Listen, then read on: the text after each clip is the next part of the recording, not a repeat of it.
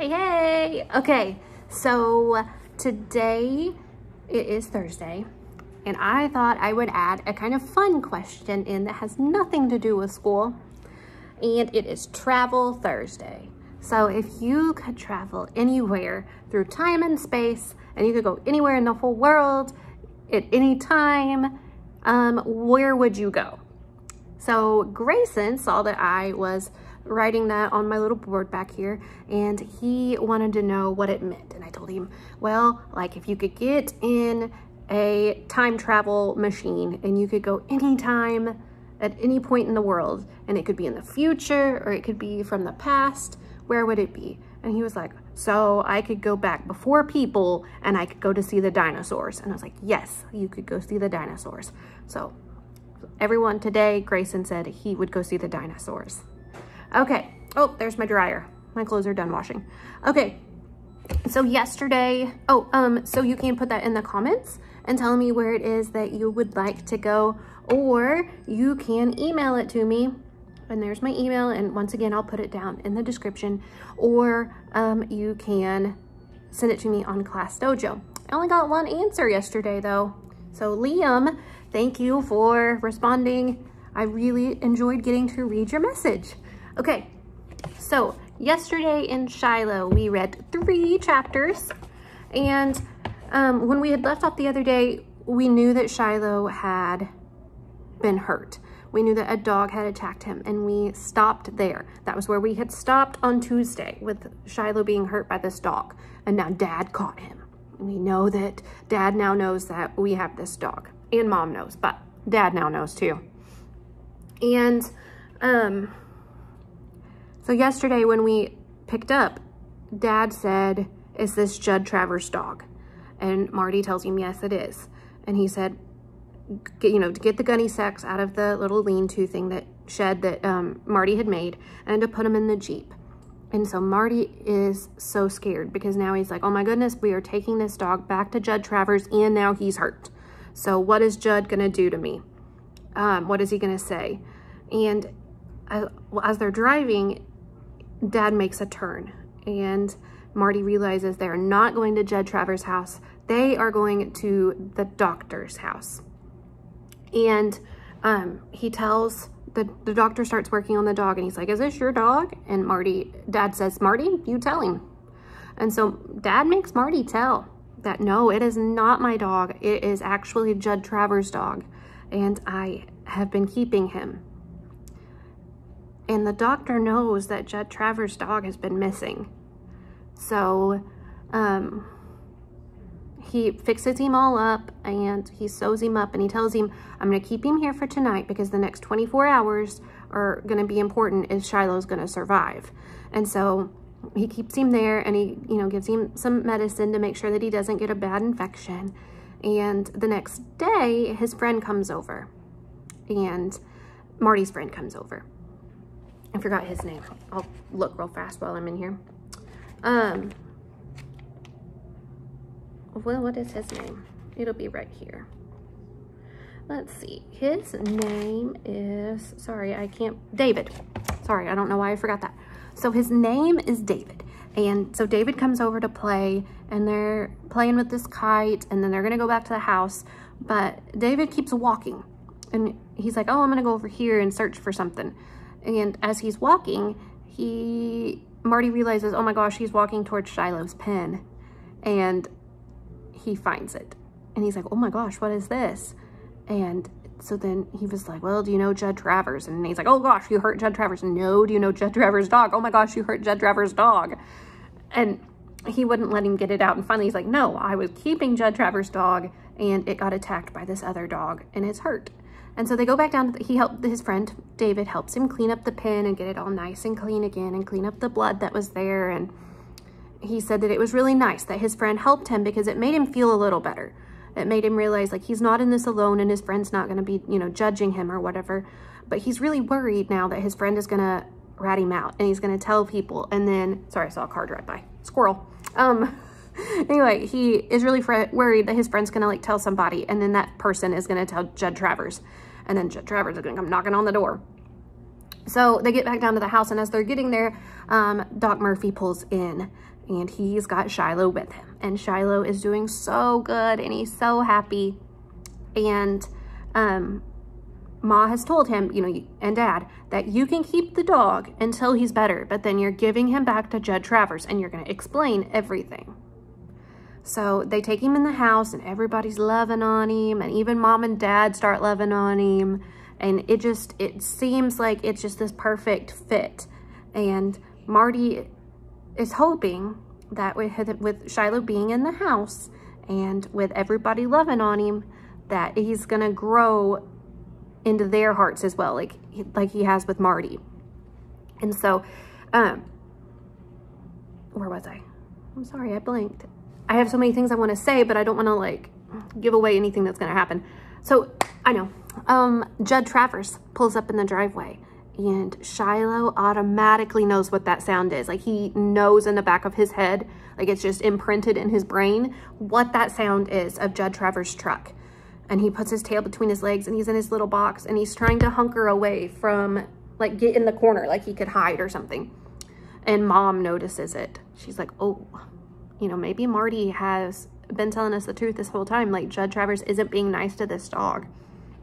And so they hear a knock on the door, and everybody just freezes, and it's like all of their little hearts just sink to their feet.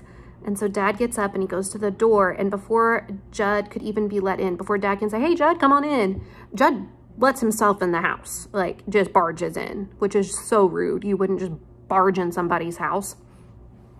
And he's like, so you've got my dog. Like, he just puts it out there, just right on the spot. You've got my dog. And Dad makes Marty tell him, yeah, I've got your dog. You're mean to him, so I've been keeping him. And look, now he's actually gaining weight. And he's like, you hurt my dog. And he's like, no, I didn't hurt your dog. So I'm not going to get all the way back through all that. But we know what happened there. But he tells him, you can't have my dog. This is my dog. I paid for him. He's my dog. And Mom says, well, how much do you want for him? Mom steps up. She's like, we will buy the dog. And he says, he's not for sale. I want my dog back. And he leaves. And he says, I want him by Sunday. So that's where we left off. Ugh, how scary. So how would you feel if you had this dog and then the owner actually shows up and they're like, I want my dog back. But your whole family loves the dog. And you know that the person taking care of the dog, that the dog owns, the owner of the dog is so mean to him. I'm gonna break your heart. I feel so bad for Marty right now. I can't imagine how he's feeling. Okay, so we are gonna read chapter 13 and 14 today, and then I will read chapter 15 tomorrow, and that will be the end of the book. And then I have a surprise because, well, I'll just go ahead and tell you. So the next book is The Tale of Despero. So you guys had voted on that before we went for spring break, and we said that would be the book we started after spring break. And so when I got to go up to my classroom last week, I grabbed it because that was the book we were originally supposed to start after spring break. So with school starting back up now on Monday, since it's after spring break now, I have the book, and we will start The Tale of Despero on Monday. So we'll be finished with Shiloh tomorrow. So good though, so let's finish this. Okay, so chapter 13. I'm back to not sleeping again. Everything I can think of to try, I've already thought on and turned down. Even thought of Dad and me driving to Middlebourne and going to the county courthouse to report a man who's mean to his dogs, thinking that they wouldn't let Judd have Shiloh back again. Dad says that's where we'd have to go all right, but how am I going to prove it about Judd? Think about that, he says. Well, I've been thinking about it. Do I really suppose they'd send an investigator all the way out from Middlebourne to see about a man said to kick his dogs? And if they did, do I think Judd's going to tell the man, well, yeah, indeed, I do kick him? Do I think the investigator's going to try to hide out near the bushes near Judd Travers' place for a week just to see it himself? Tyler County hasn't hardly got the money to investigate reports of children being kicked, Dad says, much less dogs. Even if I told the animal rights people that I found a dog with a bullet hole in it near Judd's house, it don't prove that it was Judd who killed it. I go out to talk to Dad about it some more when he's chopping wood, and he just says, son, it's hard, I know, but sometimes you just got to do what has to be done. It's Judd's dog, and there's no getting around it. Ma tries to make me feel better. She says at least I brought some joy and kindness into the life of the dog that never had any before, and that Shiloh will never forget me. But that even makes it worse. I wish he could forget. I keep thinking of how Shiloh's going to look at me when we drive him back over to Judd, and my eyes are all filled up with tears again. Becky, she's been crying, and Dara Lynn too. The one good thing about it now is that the whole family loves Shiloh, and we could talk about him out loud.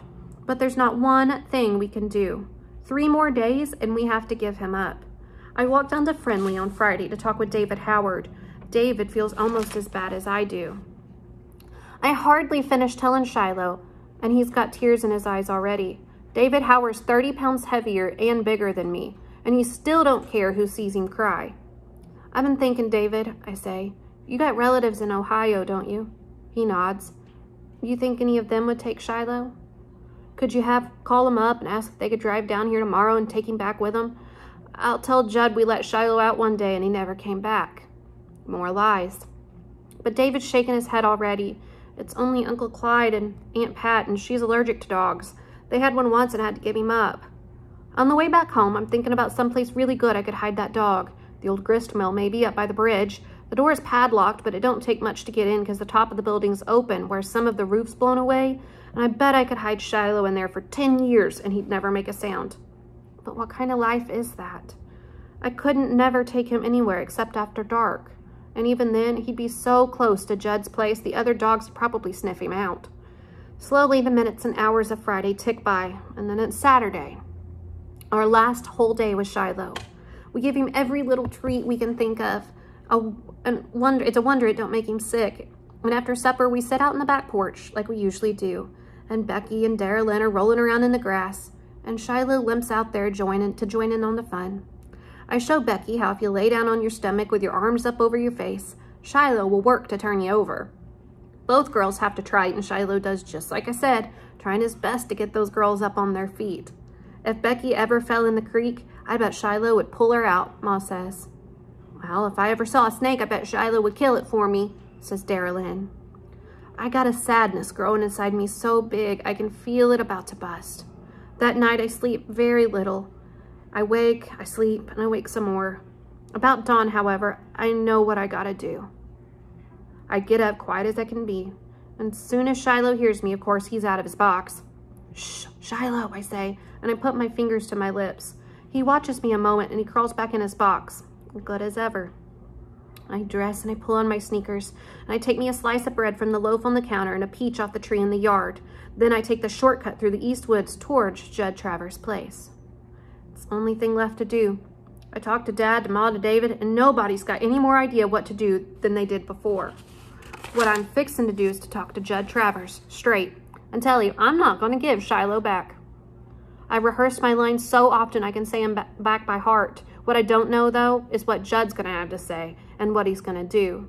I'll tell him he can beat me, punch me, kick me, but I'm not going to give that dog up. I'll buy Shiloh from Judd, but if he won't sell and comes to get him, I'll take Shiloh and head out in the other direction. Only way he can get his dog back is to take me to court, and then I'll tell the Judd how Judd treats his animals. Halfway through the woods, I'm thinking that what I'm going to have to do... Halfway through the woods, I'm thinking that what I'm going to do could get my dad in a whole lot of trouble. Around here, it's serious business when you got a quarrel with your neighbor and you got to carry it as far as the law. Folks ain't that fond of Judd, and most of them like my dad. But when it comes to taking a man's property, I figure they'll side with Judd.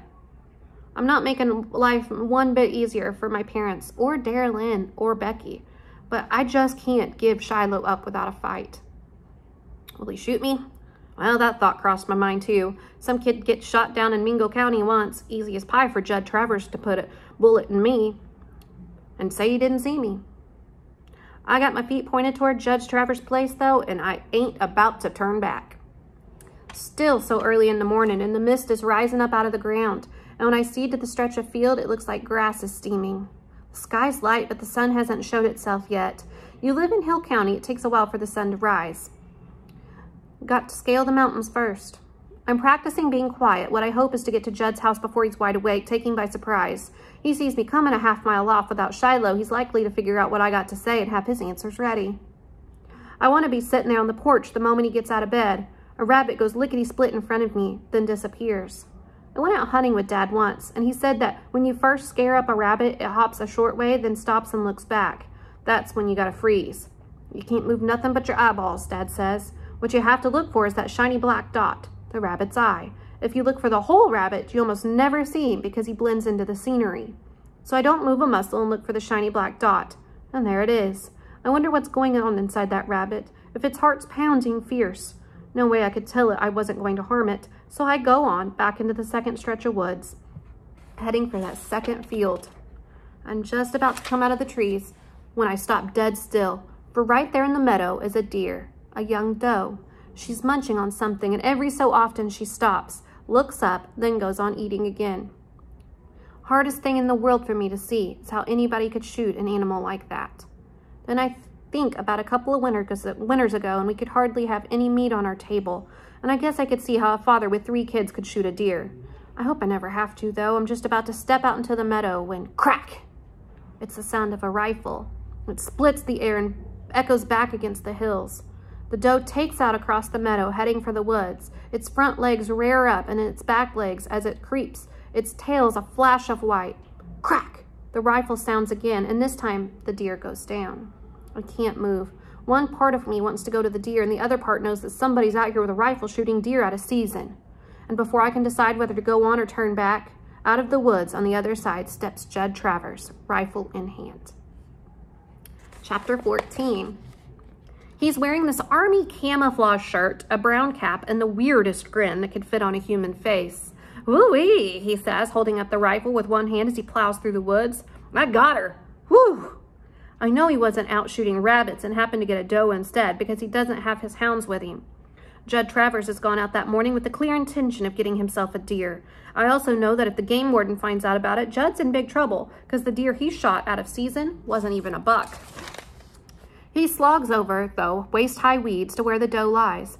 Bending over, he looks at her, walks around her a little piece, and then says, "Woo-wee," again, soft-like. That's when I come out of the woods, and he's got his back to me now, his hands on the deer's front legs, trying to see if he can pull her himself. He drags her a little way and stops, and when he looks up again, I'm right beside him. He whirls around. "Where'd you come from?" he says. "I was on my way over to see you," I tell him, and for the first time standing next to Judd Travers, I feel taller than I really am. He looks at me a moment like he doesn't know if he's glad I'm there or not. Then I guess he figures me for being there, only a kid, and it doesn't matter. "Well, look what he got. Look what I got," he says. "I found her eating at my garden this morning, and I chased her over here." "That's a lie," I say. "I was in the woods watching her eat, and you was coming down from the hills the other way. You went out deer hunting for anything you could get." "Well, supposing I did," says Judd Travers, and he hates me worse than shot. "Deer ain't in season, that's what," I answer. "There's a $200 fine for killing a doe." Judd Travers is staring at me like he's about to crack me across the mouth. Way we were raised around here, children don't talk back to grown folks. Don't hardly talk much at all, in fact. You learn to listen, you keep your mouth shut, and you let the grown folks do the talking. And here I am, shooting my mouth at 5:30 in the morning to a man holding a rifle. Am I crazy or what? "Not unless the game warden finds out there's not," Judd says. "And who's going to tell him? You?" All at once, I realize I got Judd Travers right where I want him. Only way you look at it, it's my duty to report a killed doe. The way folks up here look at it, though, that's snitching. And if I might tell, but bargain not to, it's something else again. It's blackmail. But like I said, I got to the place, I'd do most anything to save Shiloh. "Yeah," I say, my heart pounding like crazy. "I'll tell. There's a free number to call." There is, too. It's on Dad's hunting regulation papers. Boy, sure, I didn't know I was going to step into all this when I came up here this morning. Now Judd's looking at me, eyes narrowed, down to little slits. "Your pa put you up to this." "No, this is me talking." "Well, ain't you something now? And who's to believe you?" "Well, I'll get the game warden up here. I'll show him the spot where the doe was hit, the blood, and when he finds the deer at your place, he'll believe me. The words are coming out quicker than I can think, almost. And I'll tell him he was eating in my garden. And I'll say different. The new game warden won't make any allowance even if the deer was eating in your garden. You just don't shoot a deer out of season. No way. And especially a doe." Now Judd's really angry. "Oh, excuse me." And his words come out at me like bees. "What are you trying to do, boy? Start up trouble? You think I can't put you in your place mighty quick?" So what are you gonna do? I ask. Shoot me? Judd Travers is so surprised his jaw drops, but I'm cooking now and nothing can stop me. Braver than I've ever been in my whole life. You gonna shoot me like that dog I found up here 6 months back with a bullet hole in it? Travers stares some more.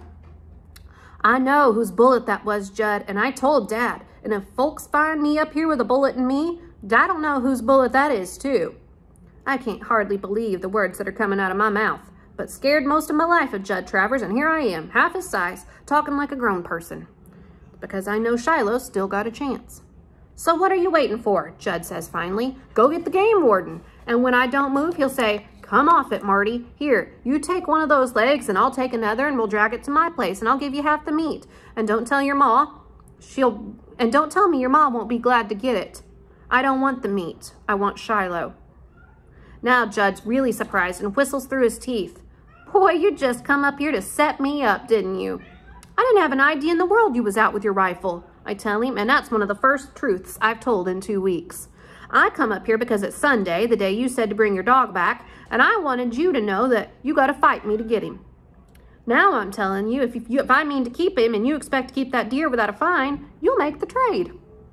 Whoa, says Judd Travers, that's no kind of trade at all. If I hadn't got me a deer this morning, what would you have bargained with then?